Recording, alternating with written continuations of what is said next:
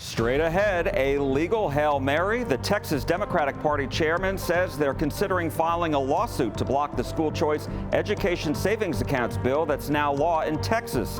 The state's GOP chairman responds. Pushing bail reform, Governor Abbott is urging state lawmakers to approve a bill to keep local judges from releasing violent criminals back on the streets. How Democrats hope to stop it. And sounding off, Republicans and Democrats in North Texas tell us how they sum up President Trump's first 100 days during his second term. Good Sunday morning to you. I'm Jack Fink. Get your fix for Texas politics. Eye on Politics starts now.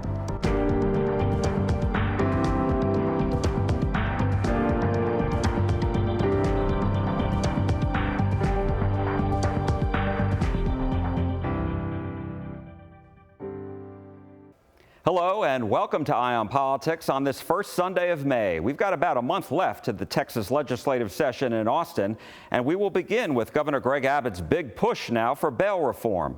The governor is urging Texas lawmakers to pass a bill and constitutional amendment to crack down on local judges who he says repeatedly release violent offenders on low bail, only to see them commit more violent crimes, including murder. At an event in Houston last week, Abbott joined family members whose loved ones were killed by offenders let out on low bail after committing violent crimes. Chuck Cook spoke in favor of this legislation because his mother, Rosalie, was stabbed to death. You know, my mom died a lonely, painful death on the hot asphalt of a Walgreens parking lot, drowning in her own blood. The system is supposed to be designed to protect the public and, most importantly, the most vulnerable. The system failed my mother. This is common sense.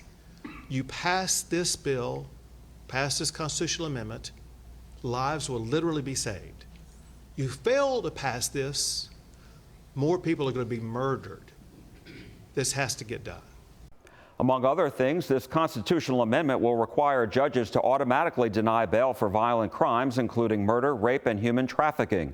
It would also give prosecutors the right to appeal a judge's decision on bond and require judges to explain in writing why they released a violent criminal on what the governor calls easy bail. The Texas Senate passed SB 9 by a vote of 28-2. I spoke with the Democratic State Senator Sarah Eckhardt of Austin, who is one of two Democrats in the Senate who voted against it. There was a lot of good stuff in the bill, but on balance, I had to vote against it because it took away fundamental rights to individuals based on where they were born. And as you know, and I hope that our entire listening audience knows, that under the U.S. Constitution, as well as the state constitution, a judge gets to determine the risk of you reoffending or being a flight risk based on an individual analysis, not on where you were born. You're talking about people who were arrested in this country illegally? So if an individual is arrested in the state of Texas, they go before a magistrate, and a magistrate determines based on the offense and based on their likelihood to not show back up to address the allegation. The judge makes a determination on whether they need to be held pre-trial. And so where you're from is not a criteria. It can be considered if you're alleged to have committed a serious offense and you are from another country and you are undocumented and you are likely to flee, then a judge can make that call. But we shouldn't make a blanket law that says if you were born in another country and you get arrested, you have to be held pre-trial. There were other reasons that you opposed. You placed a statement in the Senate Journal. And correct me if I'm wrong, several of the things that you also brought up was Texas already has one of the highest pretrial detention rates. The bill removes a case-by-case discretion, which you discussed a little bit, and that the bill allows only elected judges to set bail. So talk to me a little bit about that. Sure. Texas does have one of the highest pretrial detention rates in the nation. And even as our violent crime rate goes down. So that indicates that we are over detaining individuals. They can't get out pretrial because of some blanket assumptions rather than a case-by-case determination. And to add to that over detention, individuals who may be in this country undocumented, but they may have been here for 20, 30 years. They may have families and businesses, are highly unlikely to flee, and the offense for which they were arrested may not even be provable. So why would we keep that person in pretrial detention? If the judge makes a determination that the case is weak and they're unlikely to not show back up for their case. As you know, Governor Abbott and the Lieutenant Governor have been very vocal about judges in Houston and Harris County for setting very low bail for people who then go out and recommit, in many cases, violent crimes, including murder. And so why shouldn't there be a tightening of the rules in cases where people who are charged with murder and other violent crimes, once they're released, are recommitting? I'm a former prosecutor, and so I am right there with folks who want to make sure that violent offenders are not let back out on the streets. But we have elected judges in Texas, and if an elected judge is too lenient and doesn't protect the community's safety, the remedy is to vote them out. And we have. And why do you think many of the other Democrats in the Senate did vote for this? When there are tragic and very dramatic cases, like the case that this particular bill was predicated on, it's difficult for a politician to say no. It's difficult to stand up and say, hold up, the folks who perpetrated this horrific act were not in the custody of a state or county jail when they perpetrated this crime. I also spoke with Republican State Senator Joan Huffman of Houston, who wrote the bill not only this year, but 2 years ago when it was killed in the House. She says it's crucial that it passes this time. We need to give judges the ability to hold the most violent offenders without bond, awaiting trial, after due process and a finding of probable cause. We have seen incident after incident in Harris County alone. There's been 162 murders in the last couple of years by individuals out on bond for a felony or a violent offense. So people are dying, and it's not just in Harris County. It's happening throughout the state. And it's time for us to listen to the victims' families and do something about this once and for all that will give the judges that tool that they need. But don't judges already have that tool to put in at least pretty hefty bail requirements? They certainly have the ability to do so, to put a high bond. Many times they go back and lower those bonds. They do not have the ability to set a no bond or a strict, holding of a person, except for capital murder cases where proof is evident and that's been proven by the prosecutor. So this would give a tool to judges to use with violent offenders in cases like repeat offenders. We have so many examples that we could give you throughout the state, as I gave you the examples of the murders. But, there's individuals who have gone out and committed multiple aggravated robberies, committed sexual assaults, got out, then did a murder. So there's all kind of horrible combinations out there of individuals who have committed these crimes. And no, they don't have the tools now to do what is necessary in some unique cases with the most violent offenders. You mentioned crime victims before, and the governor has appeared with crime victims' families to push this legislation. And he Yes. has mentioned that there are new provisions that he would like added to Senate joint resolutions, provisions he said you have agreed with. And so will they be separate Senate resolutions that you will go back and have to pass in the Senate and I guess in the House as well? And can you talk a little bit about what those provisions may be? Yes, and the way it would work at this point, let's put it that way, because things change in the legislature, as you know, in the last month of the session. But we presented language to the House. The House could change the Senate bill while it's going through the House process. And then when it came over to the Senate, again, we could concur with those changes because they had been agreed to up front. So that's one way that it could happen. And basically, the governor wants a very strong bill. I agree with the governor 100%. I want the strongest bill we can that provides the best protections for the citizens of Texas. And so that's what we're striving to do. But it's a work in progress at this time. We're trying to get the votes that we need to get this done, and but we're working very hard with the House to get that done at this point. You mentioned the votes. 2 years ago, the House killed it. It didn't pass. Do you Correct. think that that is going to change this time around? Because, as the governor pointed out, Republicans need 12 Democrats to actually make this work. Well, I hope and pray that that happens. We did get it out of the Senate 29-2, a very strong bipartisan vote. As Senator West from the Dallas area said on the Senate floor, as I presented my bill, this isn't a partisan bill. It's not Republican, Democrat. It's a common sense bill. This is a bill for the people. It should be above politics. And that's what I'm hoping that those few House Democrats that we need will see this and listen to their constituents. I spoke with Senator Sarah Eckhardt, who was one of the two Democrats who voted against this. And she told me Yes. that her thought was that, if these are elected judges, and if the public feels as if these judges are letting people out on a low bail, then they can vote them out. What do you say to that? Well, they can vote them out, but as you well know, there are many judges, especially in these large counties.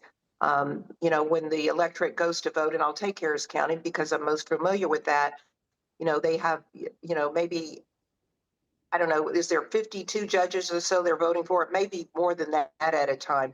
It's very hard for the public to be informed about these judges. That's part of what we're trying to do with this legislation is bring transparency to the process, make judges, if they decide, they still have their discretion, but if they're not going to do what the presumption is, then they need to put it in writing. And hopefully this will bring awareness to the public so that they can make educated decisions when they vote. The bill has been sent to the House and referred to a committee. Because this is a constitutional amendment, 100 votes are needed to send this to the voters to decide this in November. There are 88 Republicans, and all are expected to vote for this, and so that means they will need 12 Democrats to approve it. In March, I asked Speaker Dustin Burrows about this scenario. Is that something where you would lean on your Democratic committee vice chairs and your Democratic subcommittee chairs? It's why working across the aisle is so important. Many of the big things we does require working across the aisle. And I think at the end of the day, we're going to find a solution. We're going to find the 100 votes that are necessary, but we're going to work to get those. And it may take a little bit to figure out all of how to get that done, but we're going to continue working with all of our colleagues. House Democrats have vowed to block some constitutional amendments after Republicans rejected their plan to send the school choice education savings accounts bill to the voters. I would hope that the Democrats would make true to their word and they would move forward with trying to block any of these constitutional amendments moving forward until the Texan public have a right to vote on whether or not they are going to have their community schools raided by billionaires. The Texas Republican Party chairman says the party is behind the governor's effort and wants him to play hardball. I hope he will call special sessions if he doesn't get this. I really do hope he will do that, because this has been a problem, especially in the last few years with all the illegal immigration. And we have people who are charged for murder walking out and going and committing that crime. It's been crazy. We'll keep our eye on this issue as the legislative session starts to wind down. Up next, school choice education savings accounts are now state law. What the Democrats are considering that could block the plan when Eye on Politics returns. Welcome back to Eye on Politics. Governor Abbott signed the school choice education savings accounts bill this weekend. The $1 billion bill will give students taxpayer money to attend private school. The Texas Democratic Party chairman, Kendall Scudder, told me Democrats may take legal action to block it. There isn't a lot that we can do on the policy front other than trying to litigate, which you very well may see. We're going to do everything and use every tool within our wheelhouse to try to protect community public schools from this onslaught of billionaires that are trying to keep our kids uneducated so they can keep their wages low. On what legal grounds do you think there are? What makes Texas unique is that you have a constitutional right in Texas to a public education and to a well-funded public education at that. And we're currently looking to figure out if there are ways for us to accomplish that. We're going to do whatever we can to try to protect community public schools. But let's be honest, it's a bit of a Hail Mary right now. Republican Party Chairman Abraham George told me he welcomes any potential lawsuit. Messaging to those parents is, well, your kids are stuck in a failing school because you cannot afford to send them to private school or a charter school or something else. So if that's what they want to take it to the court and to the public square, I'm glad they're doing it, because that will get more people to come to Republican side and say, okay, we want free market, we want school choice. The Texas Comptroller's Office is now charged with setting up this program, setting in place the private schools who will take part, figuring out how parents can apply, and following the criteria set by lawmakers on how students will be selected. It will go into effect during the 2026-27 school year. Up next, what North Texans are saying about President Trump's first 100 days, when Eye on Politics comes right back. President Trump's first 100 days of his second term are now in the history books, and his approval rating has dropped a bit in the polls since he took office. The Real Clear Politics average of polls give the president a 45% approval rating, with 52% saying they disapprove. One reason for the lower numbers may be his controversial tariffs, and last week the president tweaked some of his tariffs in the automotive industry. Sarah Jenkins explains in this week's brief. The White House announced the administration is easing some auto-related tariffs on car companies that manufacture their vehicles in the United States. U.S. car makers requested the move. The administration says companies won't be hit twice by its tariffs, which included two 25% import duties. The 25% tariff on imported vehicles and auto parts will remain, but automakers won't be subject to the additional 25% import duty on imported steel and aluminum. The administration also said reimbursements will be given to automakers who have already paid the double tariffs. Leaders in the auto industry praised the move and expressed support for President Trump's decision to cushion the industry. Thank you, Sarah. Now we want to hear what some North Texans are saying about the president's first 100 days of his second term. I spoke with some grassroots conservatives about what they think is his biggest success. I think the number one thing that's so important to me and so important to Americans across the country that we don't really hear spoken about by the media is the level of transparency that we have with this presidency compared to the former presidency. And so I love what we're seeing with the signs on the White House lawn, with numbers and facts being revealed by DOJ. Just as far as the photos on the White House lawn, you're referring to the photos with regards to those people who are being deported. Absolutely, yeah. And I think the biggest thing would be the border, that it's about 99% secured. And that's something that, previous presidents said that couldn't be done, or they run on it, but then it doesn't happen. And for it to happen this fast is really something to take note of. I feel like gas prices have gone down, mortgage rates have gone down. I think the tariffs, I'm okay with that because I feel like it's a bargaining chip. Yeah, I agree that the biggest success story in my mind is the border. Just shows really what one administration can do. We were told for years that the open southern border and northern border were porous because we needed to pass new legislation. We had to allow for more baseless amnesty claims, and we had to welcome in the entire world without vetting or any legal process of following the rule of law. And all of that was laid bare to be just a total lie. Democrats locally protested the president's policies. This demonstration took place in front of Denton City Hall on Thursday. 7 other protests took place throughout North Texas. We asked folks who attended in Denton what Trump policy they are most concerned about. The president wants to cut benefits, cut the budget, shred federal agencies, reducing the size of, say, the Federal Emergency Management Agency, laying off people. Disaster survivors will pay the price of reducing staff and reducing funding and losing FEMA. I'm concerned about the tariffs and how small businesses are being sacrificed. And Trump acts like it's just a little bit of belt tightening, but small businesses are closing, and he doesn't seem to have any compassion for that. Just simply the becoming more authoritarian and the slowly hacking away at the Constitution. It's not going to happen in one big executive order. It's going to happen brick by brick by brick. They're going to dismantle democracy, and we have to watch everything that they do.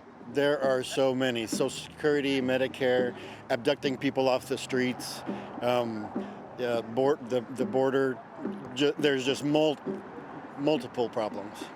And don't forget, you can watch all our full interviews from today's show on our CBS Texas YouTube page. And once you're there, please hit the subscribe button. And that's all for Eye on Politics this week. I'm Jack Fink. I am listening, and we are listening to you at CBS News Texas. Thanks for watching, and I'll see you next week. And from all of us here, have a great Sunday.